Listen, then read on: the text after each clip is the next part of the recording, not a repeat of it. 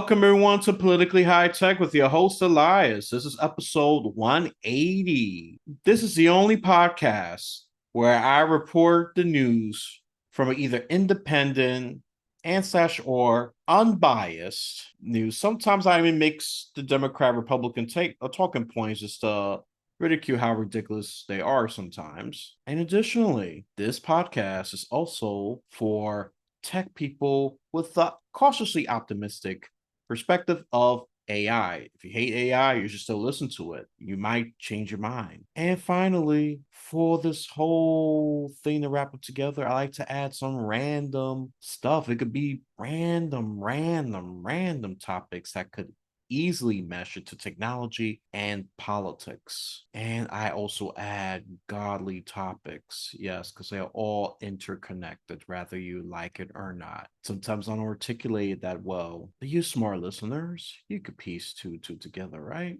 I do hope so. Well, anyways, I am done just giving a practice trailer release of this podcast. I'm going to get straight to business. I'm going to be reporting a couple of news as of interest, mostly on the Republican side. Yeah, because that's where a lot of the news is generating that. And I'm going to give my opinion of it once I report what the news is about in the bare bones. And I'm going to be talking about a little bit of New Year's, because by the time you get this recording, you already celebrated New Year's. Rather you participate in festivities or not, well, users already happened by the time you get this recording. So if you watch this to video, you may have noticed the New Year's background. I'm just gonna do a little football dodge for a second so you can see it. Yep, can you see it? Great. That's all you're getting. Pause if you want to see the image for a much longer time. Okay, so I'm going to be sharing the screen here just to go through some of the interesting stuff. Yes, you can see where I get my feed background scroll. Shout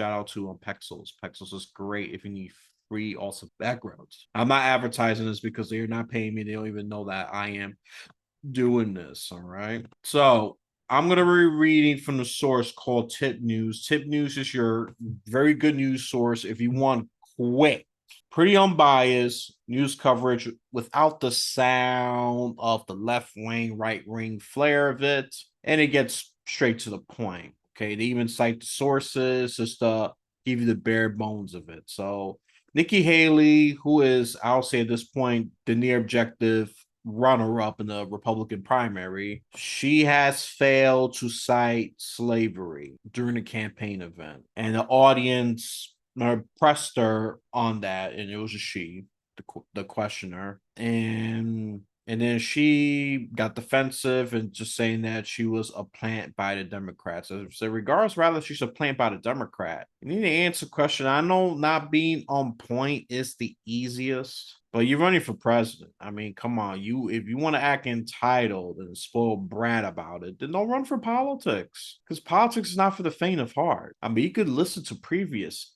interviews I have with Jeff Ward, especially the first one about how to win on local elections, even though it could be applied to state and national elections, like the president. Okay. And of course, Joe Biden takes advantage, attacks her right back. And then she also got bipartisan criticism, meaning the Republicans and Democrats agreed on criticizing her, but they disagree on the specifics. Okay. Haley's been surging. This is why the media is getting more animate, laser focused on her. And the Dems will use to try to tie her to the far right element, even though objectively she's a moderate Republican. She is a moderate Republican. Okay. And yeah, I mean, abortion, even though she is anti-abortion, but she said let the states decide. So that makes her moderate because the far right will try to do a full-blown abortion ban. Okay. And yeah, that's all there is to that one. And Nikki Haley, he was doing great, showing confidence with Donald Trump attacked you the ad. Come on, girl, don't lose it. Don't lose it. I know you can do better than this. You're not gonna get my vote, but I know you can do better than this. All righty then. Oh, I have talked about this briefly with a Romanian businessman about how Hezbollah is about to join the war. And I am not surprised that that is happening because Hezbollah is getting ready They have not stopped firing. And this in Israel is going to face 2 war fronts. And a funny part about Hezbollah is, well, they're stronger than Hamas, and I had discussions with a couple of coworkers about this. I know Hezbollah is a much stronger military group than Hamas. Hamas is a terrorist group that likes to hide through tunnels and hide through innocent Palestinian civilians. This is why Israel just keeps having so much collateral damage, which is dead wrong. Really need to come up with more covert tactics to take out Hamas. They really need to do that. It's one of the strongest non-state military forces, and they're in Lebanon. Okay, it doesn't really support Palestinian cause as much, but they are anti-Western intervention, and nothing unite multiple fractions or groups like a common enemy. So that's what's going on right here. Okay. And they have fought a 5-week war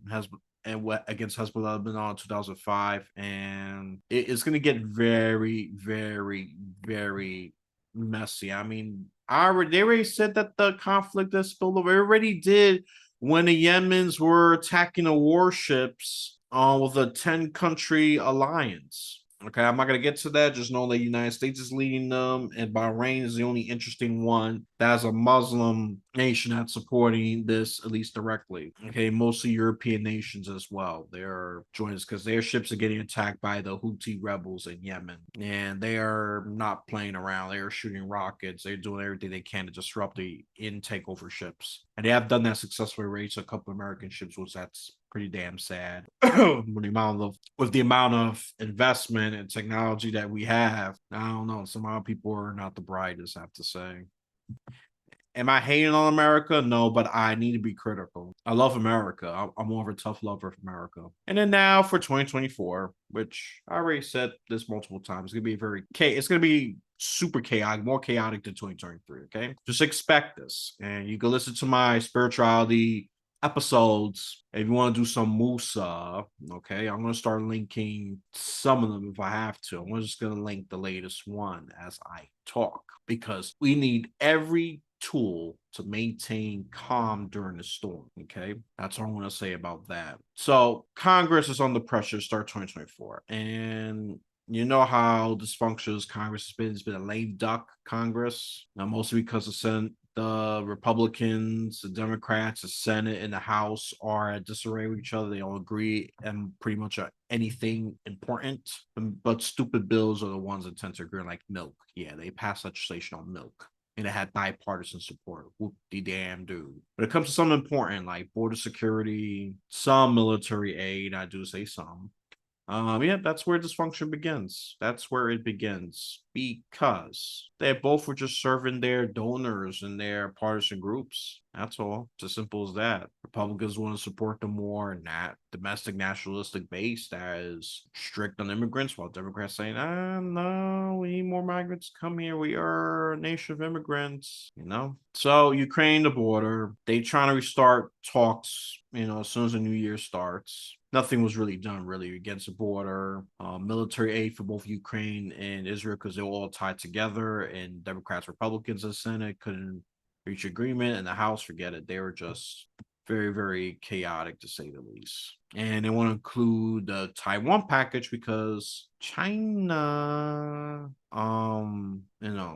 getting lead, and the more pro-Chinese party that's in Taiwan that has been gaining in polls. So United States is trying to do whatever it does to have indirect election influence there. So like that, the pro-Chinese group won't make one China policy so easily. I mean, it's all politics.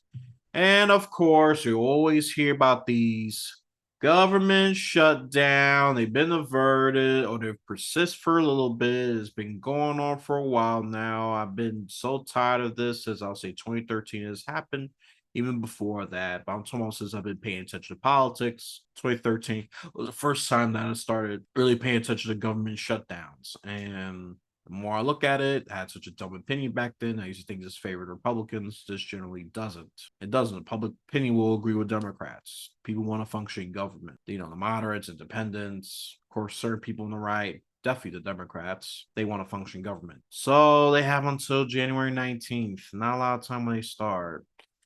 Barely, I'll say 2.5 weeks is to get their act together if they want to prevent a government shutdown. Only 5 areas will be running. A little after that, it'll be the agriculture, energy, transportation, veterans, and housing. After that, the rest will shut down, and that'll be at February 2nd, the full-blown shutdown. So there's the soft, limited government for now favor Republicans, and then there is the shutdown, which doesn't favor both parties, but this is in favor of the Republicans more. That's what you have, and then we're gonna get to this a little more quick. But this is tip news. I'm gonna provide a link in the description so that you could sign up. If you want quick news without so much partisan spin, tip news is for you. Okay. I'm using it. I'm reading it to you right now through my email. So quick tips. Quick tips. Well, Maine, the second state, barred Trump from the ballot. Yep. And he's using the 14th Amendment ground rules, just like Colorado. Biden administration. Now, this is it's going to sue Texas. It's going to sue Texas because of the strict new immigration law. And it says the law is going to take effect in March 2024, giving state and judges more authority to enhance border and deport migrants. And she's interesting, this one. I'm not going to say controversial. I think that's a little biased at times, that word. They tend to put that more on Republicans and Democrats. Even centrist media got that problem. The interesting Colorado representative, Lauren Boebert, will run for re-election. I don't know why that's news. I expect that. They're not saying anything. I'm assuming that they're going to run. She is seeking a pretty Republican 4th district of Colorado that is being vacated by the retiring Ken Buck, who was set to face the 3rd district's rematch against a well-funded Democratic candidate. That person, I forget the name now, losers are not remembered. Yes, that's cruel. I know. I could look that up. I don't want to. She was only defeated by 546 votes. That's a very small margin. Very small. I'll be decent probably in a state like Wyoming with a very small population, but even Colorado has a decent population. It's a district we're talking about here. There's at least probably thousands of people per district. So, yep. She run for re-election. Yep. Interesting. Well, in the world news, I'm not going to read entertainment and sports news. That's not my thing. You go to another podcast if you want that. The Russian Foreign Minister, Sergei Lavrov, has told me that Western countries have begun to quietly indicate a strategy regarding the war in Ukraine involved. Vladimir Putin, the president of Russia, suggested he will agree to ceasefire if he can retain control over occupied territory. And then the Mexican president, Andres Manuel Lopez Obrador, he's having discussions with Joe Biden because of supremely high, unprecedented illegal migrant cross has been surging for the past couple of days. It's been persistent for a long time, but this is just getting out of control. And Venezuela will conduct military exercises, and after a warship has set course in Guyanese territorial waters. They're disputing Guyana regarding the oil-rich Essequibo region. Oh, I wasn't aware of that one. So Venezuela and Guyana are having problems, and the UK warship is being involved in this. Very interesting. I know I have a lot of world news, but I have a lot of great guests. But don't worry, I'm gonna fix that a little bit. Next coming episodes, I'll probably say by the end of this month, there's gonna be one that's gonna focus pretty in depth with Hamas and Israel. Okay, so that's it for your political part of it. And I'm gonna briefly go through, let's go through New Year's. And I have a very biased opinion. New Year's resolutions are baloney. They are baloney. Okay? As according to a psychotherapist. Don't take my word for it. And I'm going to list just a couple of reasons why, according to the Business Insider. I'm just going to give them the credit here. So, yeah. I'm not going to read all that. I'm just going to reread just the main one. See, not ready for a change. Exactly. You have to be ready for a change. And it doesn't have to be in New Year's. It can be the middle of spring. I don't know. Maybe even winter. My winter, I'm talking about probably January. No, that just contradicts me just a little bit. Just a little bit. Not ready for a change. You could start at freaking July anytime, really. Anytime when you're really ready. And You got to have a plan. Self-monitoring. Yeah, you got to self-monitor. Me, I write down, I write, and meticulously keep track. Me personally, I plan 3 weeks worth of blocks of detailed planning, and I have general plans further down the line. Okay. You have to write things down. It becomes clearer, and you're going to realize some of the faulty of your planning and the reason why you crashed and burned out and failed in the first place. It's good to have goals, but forget about that whole New Year's resolution thing. It's nonsense. And to my point, lack of planning. Of course, just operating based on emotion, based on, oh, I feel like it or I don't feel like it. It's not going to work. Not going to work. Okay. Overconfidence. Oh, yeah, I'm definitely going to start. I'm going to lose 100 pounds in 2 months. Good luck with that.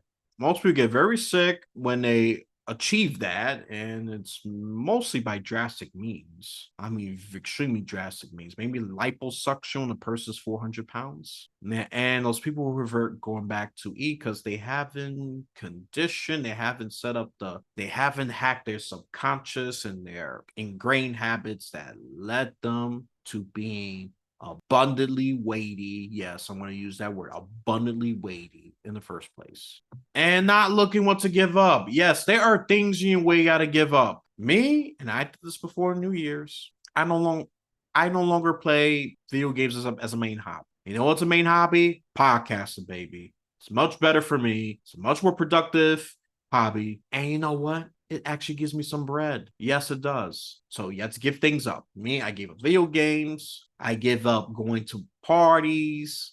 I give up the frat days. Listen, I've been gave up the frat days years ago, but my most recent one, video games. As of last month, done. Don't care for it. Not worth the money. Doesn't give me the joy like I used to. I think they're very scummy and scammy to begin with. So you have to give something up that's not serving you well. It's serving an obsolete version of yourself. Okay. Yes, it's a little bit of random spiel, but by the time you get this recording, we're going to start New Year's resolution.